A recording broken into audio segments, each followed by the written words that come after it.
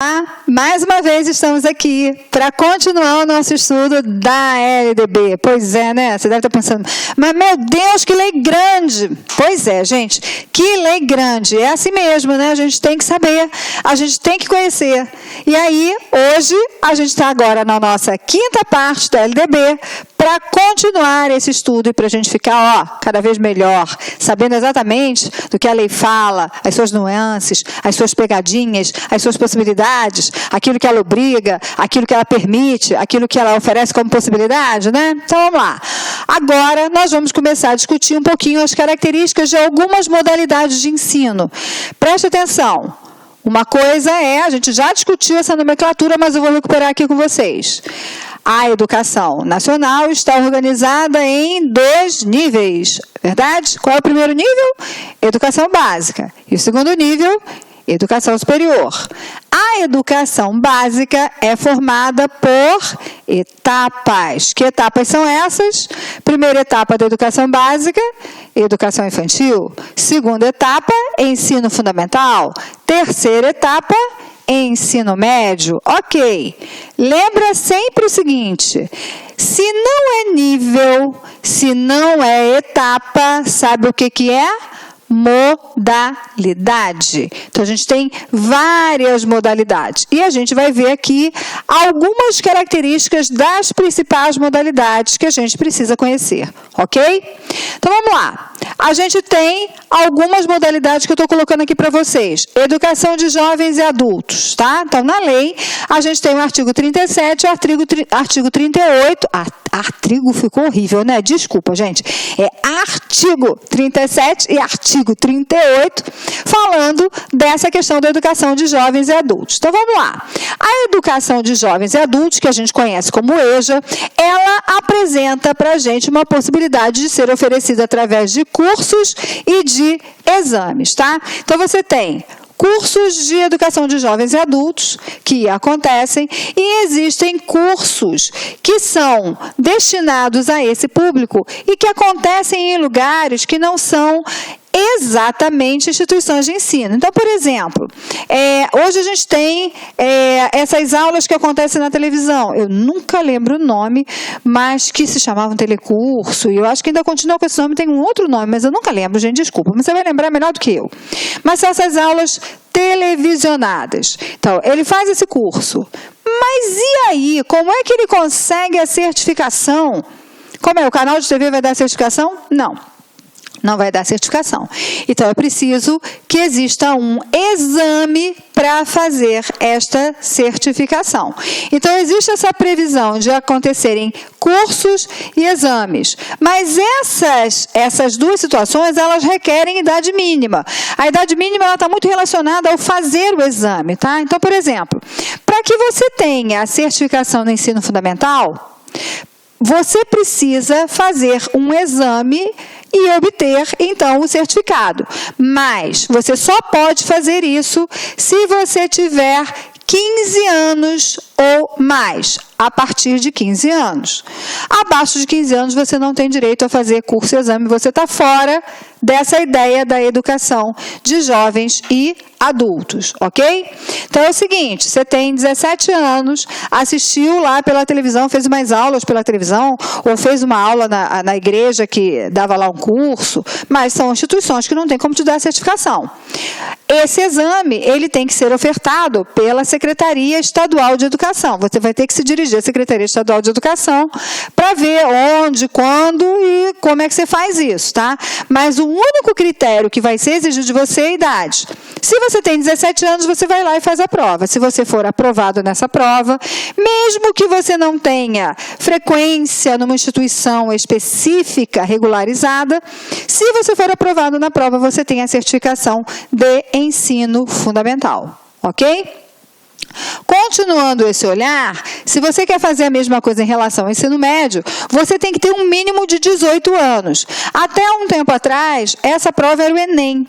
O Enem dava essa certificação, agora não dá mais. Então, essa prova, a partir de agora, tem que ser feita também pela Secretaria de Estado, uma prova específica para estas situações. Então, é a mesma coisa. Lógico que para fazer a prova do ensino médio, você tem que ter a certificação anterior do ensino fundamental, né, gente? Mas vamos lá, você fez o ensino fundamental, tem a certificação e, por alguma razão, o sujeito parou de estudar. E aí, aos 30 anos, ele começa a assistir aulas pela televisão, ele começa a pegar livros e estudar, ele vai num curso que a igreja dá, ou uma associação de moradores, mas que não tem condição de dar certificação. Então, ele vai aprender ali e a certificação vai ser dada pelo exame. A única condição para o ensino médio, fora a certificação anterior, né? Mas a condição etária é, no mínimo, 18 anos. Ou seja, antes de 18 anos, você também não tem direito a esse exame, porque você não está qualificado ou enquadrado na condição de educação de jovens e adultos. E por que isso? Porque EJA é uma modalidade destinada àqueles que não tiveram acesso ou continuidade de estudos no ensino fundamental e médio na idade própria. Então, até 14 anos, até antes de 15, você está na idade própria do ensino fundamental. Então, você não é EJA. Você não tem essa modalidade. Até antes de 18, você está na idade ideal do ensino médio. Então, você também não tem condição de solicitar nada a título de EJA, ok? Lembra sempre uma coisa. Muita gente acha que EJA só existe privado. Não. Você pode ter EJA privado e pode ter EJA público. E a mesma coisa é muita gente achar que só tem EJA noturno. Não. Você pode ter EJA diurno, vespertino, noturno, não tem problema. É interesse da lei que a educação de jovens e adulto esteja associada a uma qualificação profissional. Há interesse da lei a respeito disso, mas não há obrigatoriedade, ok? Outra modalidade, que é a educação profissional, artigos 39 a 42, vão falando de educação profissional. Então, a educação profissional, ela tem que proporcionar aos alunos aptidões para a vida produtiva. Tem que ter uma articulação com o ensino regular ou mesmo independe de escolaridade. Então, essa educação profissional, você tem que pensar em qualificar o sujeito para algumas questões da vida produtiva. Dependendo do curso, você pode ter articulação, exigir uma certa formação anterior ou não, dependendo do que você estiver falando, ok? Vamos falar agora um pouco mais profundamente de uma outra modalidade que é extremamente importante para quem faz concursos, tá? Que é a modalidade da educação especial. A educação especial, ela está sempre presente nos concursos, questões sobre ela estão sempre sendo colocadas na perspectiva da legislação e na perspectiva da teoria pedagógica, da filosofia da educação. Aqui a gente está olhando pelo viés da lei, tá? Então, uma coisa que eu já quero chamar a atenção é que a lei fala de educação especial. Muito possivelmente, você aí já ouviu falar em educação inclusiva, não é verdade? É verdade. Educação inclusiva é uma proposta que se articula com a educação especial, mas é uma proposta que está no ramo da filosofia, da prática pedagógica, tá bom? Ela também se apoia na ideia da educação especial, que é o que a lei diz. Então, vamos prestar atenção em relação à educação especial, quais são os critérios que são colocados aqui na lei para a gente. Então, vamos lá. É uma modalidade oferecida. E aí eu vou começar a marcar para vocês, ó, preferencialmente na rede regular de ensino para educandos com deficiência, transtornos globais de desenvolvimento, altas habilidades ou superdotação. Então, vamos lá. Primeira coisa, se é preferencialmente, a lei está dando uma possibilidade de que isso não aconteça na rede regular de ensino. Mas ela entende que de preferência é na rede regular de ensino, ok? Então, ela está dando uma força para aquilo que a gente conhece como nome de inclusão. Então, isto é tratar de inclusão, tá? Então, esta modalidade, ela tem um público específico. E esse público lembra que eu falei para vocês, acho que na primeira aula, que a gente não usa mais a expressão portador de necessidade especial, criança com necessidade especial, excepcional, pelo amor de Deus, criança especial. Não, a gente fala isso aqui, educandos com deficiência, com transtornos, com altas habilidades de superdotação. Né? Então, eu já defini mais ou menos isso. Então, lembra que deficiência significa que a criança, ou que o sujeito tem um déficit, ele está abaixo de um padrão normal de funcionamento. Transtornos globais de desenvolvimento, a gente envolve as síndromes, né? Transtorno do espectro autista e todas as síndromes que fazem parte desse transtorno, e as altas habilidades, a superdotação, onde você tem um desempenho para além daquilo considerado normal, tá? Então, estas categorias aqui são as categorias dos sujeitos que têm direito a esta modalidade, que nós já vimos que ela é transversal, que ela acontece desde a educação infantil até a pós-graduação, ok? O sujeito que está dentro dessas categorias tem essa possibilidade. E o que está previsto na educação especial, para além da gente pensar quem é o sujeito que tem direito? Mas tem direito a quê? Serviços de apoio especializado na escola regular. Serviços de apoio especializado, a gente também já viu um pouquinho, porque o início da lei falou disso, são as salas de atendimento multifuncional ou as salas de recurso. Os dois nomes são nomes possíveis. Então, é serviço de apoio especializado na escola regular, tá? O atendimento educacional destas crianças vai ser feito em classes, escolas ou serviços especializados, sempre que, em função das condições específicas dos alunos, não for possível a sua integração nas classes comuns do ensino regular. Então, de novo, a ideia é a integração nas classes comuns de ensino regular, que é a inclusão, com toda a dificuldade que a gente sabe que existe, com todo o problema que isso traz, até porque não existe ainda, na grande maioria dos lugares, formação para os profissionais para lidar com essas situações, mas a lei, ela dá preferência a esse olhar para a inclusão. Porém, ela abre uma possibilidade de ainda existir classes ou escolas, ou ainda serviços especializados, classe especial, escola especial, um serviço especializado, para atender aquele aluno que tem alguma condição específica que não permita a sua inclusão na classe regular. Ok? Lembra, o que se quer primeiro é a inclusão na classe regular. Se não for possível, ok, então a lei ainda prevê essas possibilidades. A oferta da educação especial, ela tem início na faixa etária de 0 a 6 anos, durante a educação infantil. Ela começa ali, mas ela não se esgota ali de jeito nenhum, né, gente? Ela vai até aonde o sujeito tiver possibilidade de continuar os seus estudos. Vamos continuar. No artigo 59, a lei fala assim: os sistemas de ensino assegurarão. Então, está claro. Quem é que tem que assegurar isso? O sistema de ensino.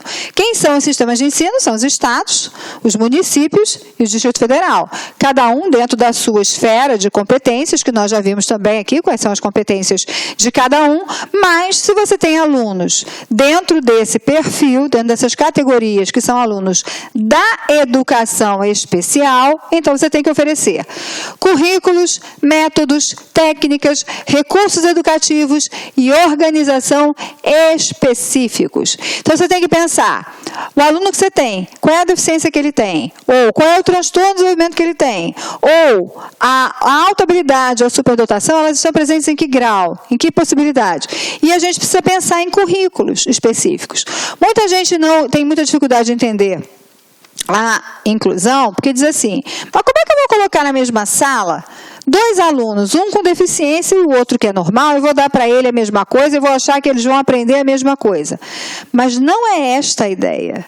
A ideia é que eles estejam juntos, mas que os currículos que eles, na mesma sala, utilizem, sejam currículos diferenciados. Então, a gente tem essa ideia de currículos diferentes, de metodologias diferentes. Então, se eu tenho na sala, a minha turma é uma turma regular, e eu tenho um aluno aluno que é deficiente visual, por exemplo.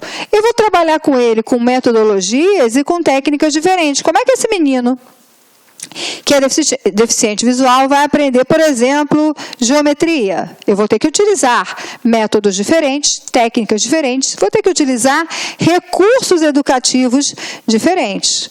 Além disso, eu tenho que pensar numa organização específica. Por exemplo, se ele é deficiente visual, eu preciso pensar numa organização específica da sala para que ele possa reconhecer aquele espaço, reconhecer aquele ambiente, se locomover. A escola inteira precisa pensar aquele chão que é marcado específico para deficientes visuais e outras situações que possam ser pertinentes à situação específica que é vivida por aquele aluno na instituição. Então, isso aqui, gente, está determinado na lei, que é competência do sistema de ensino assegurar. Eu sei que você deve estar pensando assim, isso não acontece. Eu sei, gente, eu sei que muitas vezes estudar a lei é muito doloroso, mas a gente está vendo aqui o que tem que acontecer. Também está previsto na lei uma terminalidade específica. A terminalidade específica vale tanto para aquele que tem muita deficiência dele o impede de grandes aprendizagens, como para aquele que é superdotado. Então, o que é a terminalidade específica? Vamos pegar o caso do superdotado. O garoto, ele tem uma possibilidade de aprender as coisas muito mais rápido do que o normal dos alunos. Ok, então, digamos que ele não tem a necessidade de ficar os 9 anos do ensino fundamental. Por quê? O currículo para ele, que ele tem direito, é um currículo diferenciado, e como ele tem um desempenho acima do esperado, acima do padrão, ele pode fazer aquele currículo em muito menos tempo. Então, esta terminalidade, ela tem que ser elaborada, ela tem que ser pensada, ela tem que ser planejada, porque ela envolve as mudanças, as adaptações curriculares, para que aquele aluno possa terminar em menos tempo aquela etapa de ensino. A mesma coisa acontece para aquele aluno que tem uma maior dificuldade. Então, não tem sentido eu entender que eu coloquei os dois garotos na mesma sala, mas eu falei que os currículos podem e devem ser diferentes. Então, para aquele aluno que tem alguma deficiência, o tempo de 1 ano pode não ser o suficiente para tantas aprendizagens como eu quero que ele faça. Então, o que eu posso pensar em fracionar aqueles conhecimentos num tempo maior. E se pensar numa terminalidade específica. Então, a terminalidade específica requer um olhar individual. Não dá para fazer uma terminalidade específica por deficiência. Deficientes visuais terão... Não é assim que funciona. Superdotados. Não é assim que funciona. Cada um é cada um. E a terminalidade específica precisa considerar essas nuances, essas diferenças existentes entre os alunos, ok? Além disso, está previsto que os sistemas de ensino têm que assegurar professores, preste atenção, com especialização adequada em nível médio ou superior para atendimento especializado. Então, vamos parar aqui e depois a gente lê o resto. Então, vamos lá.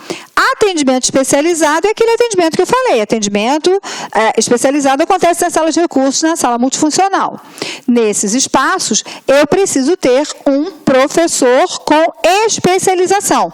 Gente, essa especialização não é a pós-graduação lato sensu necessariamente. Pode ser, mas não necessariamente. Pode ser o seguinte... O sujeito é um especialista em Libras, porque ele fez um curso em Libras. Então, ele tem total possibilidade, porque ele é bilíngue, ele fala português e fala Libras. Lembra que Libras é uma língua, tá? E ele tem fluência em Libras. Então, ele pode trabalhar, ele pode ser um professor de uma sala de recursos com atendimento especializado para alunos que sejam deficientes auditivos, porque ele vai ensinar Libras. Ok? Pode ser também um professor que tenha uma pós-graduação em alguma área de alguma deficiência para trabalhar. Então, esse professor, ele tem que ter uma especialização, ok? Agora, bem como professores do ensino regular, ou seja, aquele professor da classe, que é aquela classe onde tem um aluno incluído, ele tem que ser capacitado para a integração desses educandos nas classes comuns. Então, o professor da classe regular, ele não precisa ser um especialista. Ele tem que estar capacitado para ajudar nesse processo de integração dos alunos, desse aluno, nas classes comuns. Então, preste atenção, são duas categorias quando a gente fala de professor.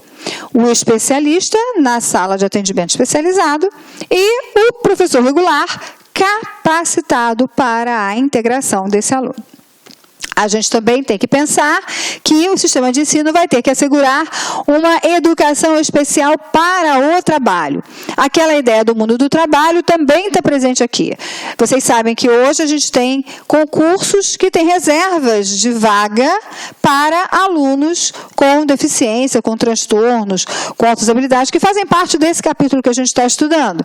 Então, a gente precisa pensar na educação especial para o mundo do trabalho, tanto para esse quanto para aquele que não tem condição de concorrer a nenhum concurso. A gente sabe que existem algumas deficiências que não dão ao sujeito possibilidade de concorrer com um concurso público. Mas ele pode entrar no mundo produtivo, no mundo do trabalho, com outras atividades. Então, existem oficinas, por exemplo, para que o sujeito aprenda a fazer pão, a montar bijuteria, a bordar, ou tantas outras atividades que podem dar um sentido de trabalho e que estão previstas na legislação para atender também o público da educação especial. Além disso, acesso igualitário aos benefícios dos programas sociais suplementares. Então, qualquer programa suplementar que possa acontecer, esse aluno que é aluno da educação especial tem o mesmo acesso, nem a mais e nem a menos. Ele não pode ser discriminado para ter acesso a esses benefícios sociais, mas ele também não tem que ser priorizado na ideia desses benefícios suplementares, porque a ideia da inclusão significa a gente entender que todos nós somos diferentes, que nós somos marcados por essas diferenças, mas as diferenças não podem ser colocadas num conceito de valor. Um vale mais do que o outro. Isso não. Então, nesse sentido, a lei vem trabalhando com essa ideia de acesso igualitário aos benefícios dos programas sociais suplementares. Só um minutinho.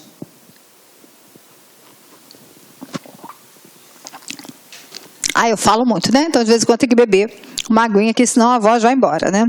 Vamos lá. Continuando. Artigo 59A. Preste atenção que aqui a gente tem uma mudança. Normalmente, os sistemas de ensino estão muito mais preocupados, a nossa cultura é muito maior de preocupação em relação àquelas crianças que têm alguma deficiência ou que têm os transtornos globais de desenvolvimento. As altas habilidades e a superdotação ficaram sempre muito relegadas a segundo plano na nossa cultura de educação. E aí, desde 2015, a lei começou a mudar um pouquinho em relação a isso. Olha o que diz o artigo 59A. O poder público deverá instituir cadastro nacional de alunos com altas habilidades ou superdotação, matriculados na educação básica e na educação superior, a fim de fomentar a execução de políticas públicas destinadas ao desenvolvimento pleno das potencialidades desse alunado. Então, olha só, uma preocupação de você descobrir onde estão esses alunos com altas habilidades ou superdotação e começar a cadastrá-lo, justamente para que você possa pensar em oferecer essas condições para que ele possa desenvolver o seu potencial. Continua no parágrafo único. A identificação precoce de alunos com altas habilidades ou superdotação, os critérios e procedimentos para inclusão no cadastro referido no caput desse artigo, as entidades responsáveis pelo cadastramento, os mecanismos de acesso aos dados do cadastro e as políticas de desenvolvimento das potencialidades do alunado de que trata o caput serão definidos em regulamento. Então, tudo isso aqui vai ser discutido no regulamento. Não sei se aí na sua cidade já existe algum movimento em relação a essa questão desse cadastro, mas já é uma intenção da lei desde 2015 que esses alunos possam ser acompanhados e, dessa forma, possa-se pensar nas melhores oportunidades a serem dadas a eles, ok? Vamos lá, continuando a lei, no artigo 61 a gente começa a falar dos profissionais de educação. E, de novo, nós temos mudanças aqui bastante recentes nesse capítulo. Então, a primeira coisa que a gente tem que saber, Quem são esses profissionais de educação? Então, profissionais de educação envolve os profissionais graduados que tenham feito complementação pedagógica, conforme disposto no Conselho Nacional de Educação. Isso é novo. Então, olha só. Até então, os profissionais de educação, você vai poder resgatar aí na lei e ler, eram aqueles profissionais que atuam na educação básica, o pedagogo que atua em diferentes frentes, orientação, administração, gestão, coordenação pedagógica e tudo mais. Eram outros profissionais de nível superior que atuassem, e de nível técnico também, que tivessem cursos e atuação específica na educação. Tá?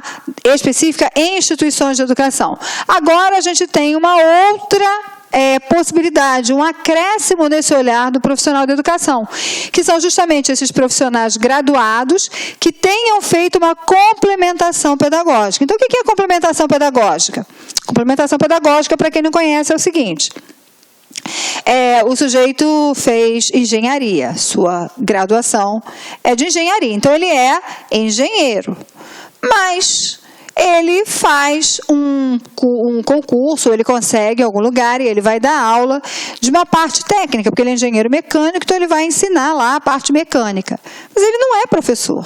Então, o que ele pode fazer? Ele pode fazer um curso que se chama complementação pedagógica, que é um curso que vai dar a ele as disciplinas da licenciatura, as discussões da licenciatura, e que vai dar a ele a possibilidade de ser reconhecido como um profissional da educação. Olha o que o artigo 62 diz para a gente, ainda nessa discussão do profissional. A formação de docentes, para atuar na educação básica, far-se-á em nível superior. Para aqui, então pensa assim, educação básica, educação infantil, ensino fundamental e ensino médio. Então a lei está dizendo que vai ser feito em nível superior, em curso de licenciatura plena. Bacana. Aí a lei vai e faz o seu senão. Admitida como formação mínima para o exercício do magistério na educação infantil e nos 5 primeiros anos do ensino fundamental, a oferecida em nível médio na modalidade normal. Olha só, então, que coisa. Embora a lei comece dizendo que tem que ser em nível superior em cursos de licenciatura plena, ela ainda admite como formação mínima para educação infantil e para os 5 anos do ensino fundamental, aquela da modalidade normal, que é nível médio técnico. Então, olha só, muita gente me pergunta, saiu o concurso para o município X ou para o estado X, mas eles estão exigindo que o professor tenha pedagogia para atuar na educação infantil. Eles podem? Claro que eles podem, porque a lei começa dizendo que vai ser feito em nível superior. Ela ainda admite o nível médio. Então, se o sistema de ensino quiser, ele pode dar a possibilidade para o professor só com formação em nível médio para entrar, para dar aula, para fazer concurso, é uma possibilidade. Mas, se o município quiser exigir que esse profissional tenha nível superior, também é possível, ok? Continuando. Os currículos de formação de docentes terão por referência a Base Nacional Comum Curricular, a alteração de 2017. Deixa eu voltar aqui que eu esqueci de falar. O que mudou aqui? Não mudou grande coisa não, o sentido já era o mesmo. O que muda é que ele coloca aqui 5 primeiros anos de ensino fundamental e a letra da lei era diferente, tá? Falava somente nos anos de ensino fundamental, ele só clareou, mas o sentido mantém o mesmo. O que muda é aqui, ó. Está se dizendo que os currículos de formação dos docentes vão ter por referência a Base Nacional Comum Curricular. Isso é agora, de 2016, tem lá a sua lei específica para dizer que é formação de docentes, Base Nacional Comum Curricular também determina agora, a partir de 2017, que tipo de formação é essa que vai dar conta do docente. Falando agora de recursos financeiros. Em recursos financeiros, o que nos interessa muito para efeitos de concurso é o artigo 69, que vai dizer dos percentuais de aplicação de recursos na educação pública, tá? Então, a lei vai dizer o seguinte, ó, artigo 69. A União aplicará anualmente nunca menos de 18. E os estados, o Distrito Federal e os municípios, 25%, ou o que consta nas respectivas constituições ou leis orgânicas, da receita resultante de impostos, compreendidas as transferências constitucionais, na manutenção e desenvolvimento do ensino público. Então, olha só, os percentuais de aplicação de verba na educação, na manutenção e desenvolvimento do ensino público. Preste atenção que isso é o público. Então, assim, de toda essa receita resultante de impostos, das transferências e tudo mais, a União tem que aplicar, no mínimo, 18% em educação. É um bom percentual, tá, gente? Municípios, estados e o Distrito Federal têm um percentual ainda maior, que é de 25% no mínimo. 1/4 de toda a arrecadação de municípios, estados e Distrito Federal são para serem utilizados em educação. É lógico que existe um órgão que acompanha, existem conselhos que precisam acompanhar essa aplicação. Mas se você for pensar, 1/4 de arrecadação, para alguns municípios do Brasil, é muito dinheiro. Você pensar, 1/4 da arrecadação de São Paulo, 1/4 da arrecadação da cidade do Rio de Janeiro, 1/4 da arrecadação de Belo Horizonte, é um bom dinheiro.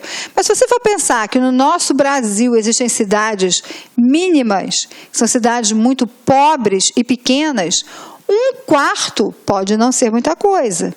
1/4 de nada? Não é nada, né? 25% não é nada, né?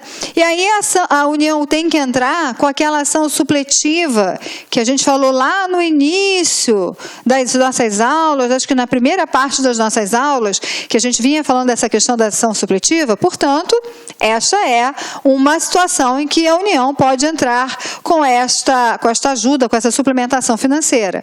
Porque, às vezes, 25% não significa muita coisa. Lembra que esses percentuais são mínimos e, portanto, eles precisam ser cumpridos.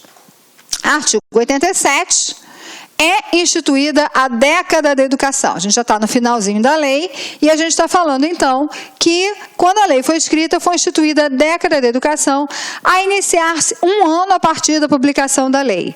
Bom, a lei foi publicada em 96, 9394/96.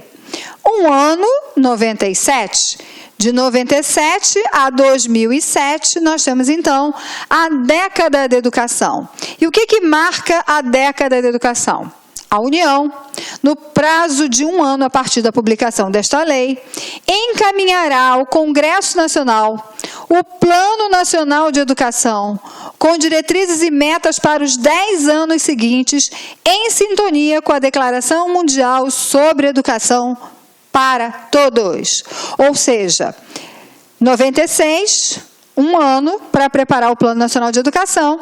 Esse Plano Nacional de Educação, com previsão de 10 anos para cobrir a década de educação, para que o país pudesse, então, estabelecer metas para alcançá-las e metas que estejam de acordo, que estivessem de acordo com toda a legislação. A legislação era recente, muitas mudanças precisavam ser feitas e muitas mudanças precisavam, então, de metas e prazos. Um Plano Nacional de Educação ele é sempre composto por metas e o prazo para que aquela meta seja alcançada. Ele é um plano decenal, ou seja, ele é um plano que tem uma previsão de duração de 10 anos. Então, em tese, o plano de educação, ele deveria ter validade de 97 a 2007. Lógico que houve atraso, né, gente? Lógico que o nosso primeiro plano de educação, na realidade, ele só entra em vigor em 2001. Pequeno atraso que nós tivemos, né? E aí, nós vamos entrar aqui numa parte de testar conhecimentos que eu sei que você gosta bastante, para a gente poder finalizar aqui o nosso estudo da lei. Então, vamos lá. De acordo com a LDB, a Base Nacional Comum Curricular do Ensino Médio definirá objetivos de aprendizagem nas seguintes áreas do conhecimento. Lembra quais são? Vamos ver? Linguagens e suas tecnologias, matemática e suas tecnologias, ciências da natureza e suas tecnologias. Será que são essas 3? Letra B, linguagens e suas tecnologias, matemática e suas tecnologias, ciências da natureza e suas tecnologias, ciências humanas e sociais aplicadas. Serão essas? Português, matemática, língua estrangeira e ciências. Ou português, matemática, artes, filosofia e ciências. Pensa aí, vamos lá. Já fez? Posso virar o slide para a gente ver a resposta? Resposta correta é a letra B. Lembra que a gente está falando da Base Nacional Comum Curricular. Talvez você tenha confundido com o itinerário formativo. Não confunde itinerário formativo entre aquela questão técnica. Então, a gente está falando da Base Nacional Comum Curricular. A letra A oferece apenas 3 possibilidades, e na realidade são 4, faltou uma. A letra C e a letra D veio falando das disciplinas, que não é a grande questão. A gente está falando de áreas do conhecimento. Então, a correta é a letra B.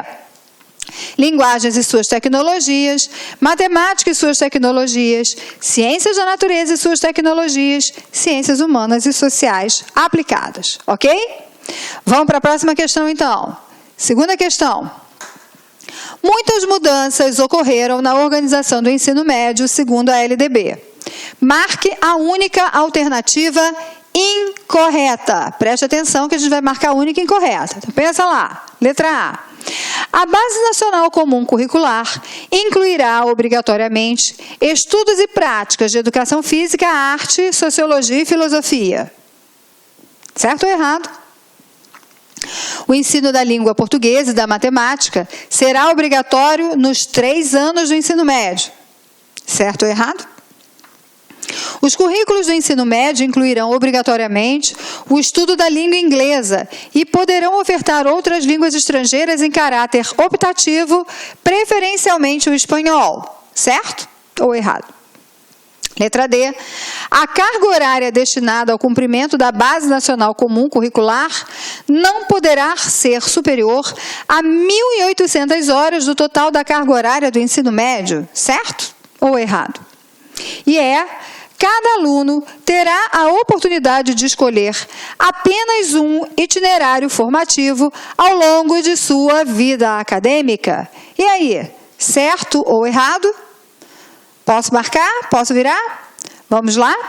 E a resposta correta, ou seja, a opção que se enquadra como única alternativa incorreta, é a opção E. O que está errado aqui, gente?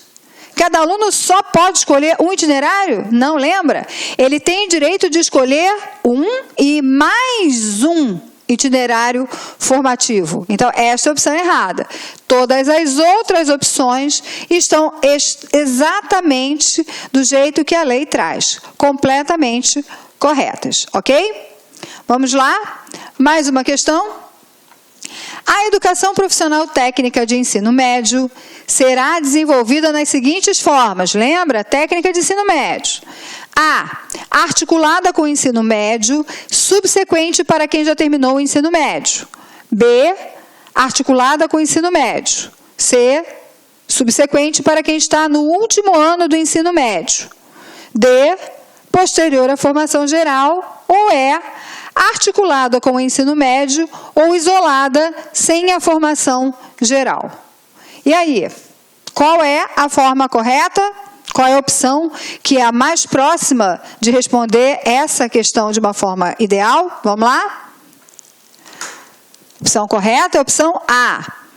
Preste atenção, a educação será desenvolvida nas seguintes formas. Tem 2 formas.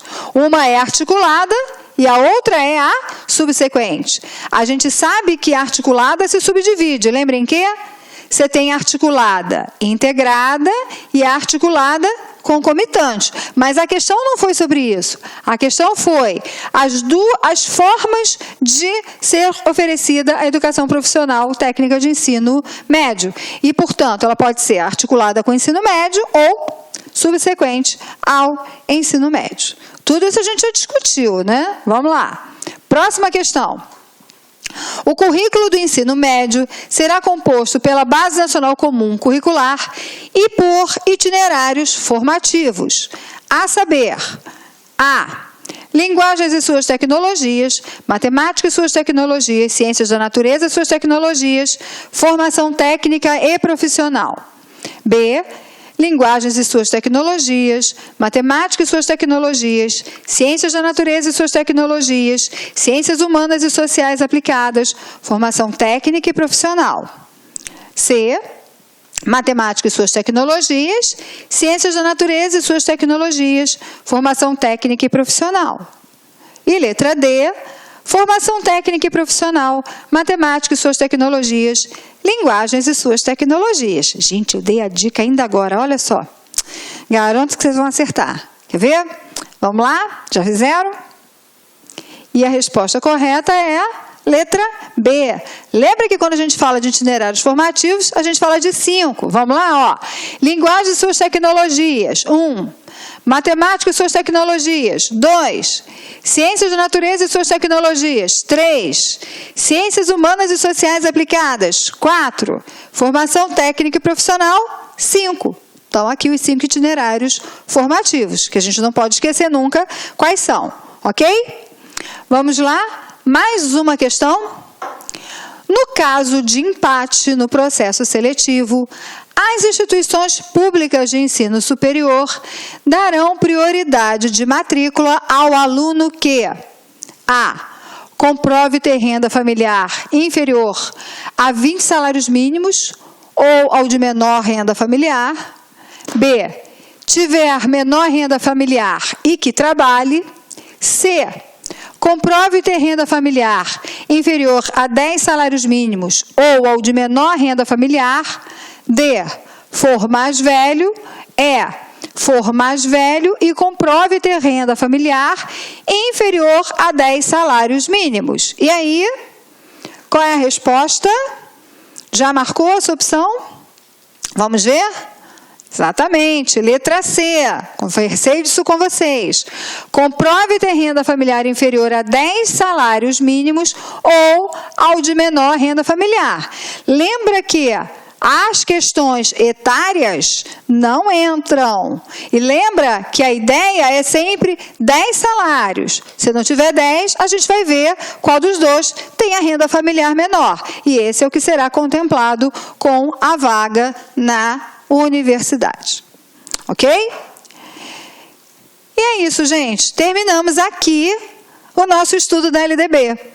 Vimos muitas coisas, foram várias partes de aula, né, para a gente poder dar conta da LDB, e tendo sempre em vista que nós pegamos aqui aqueles aspectos principais, aquelas questões que estão mais presentes nas questões dos concursos, ok?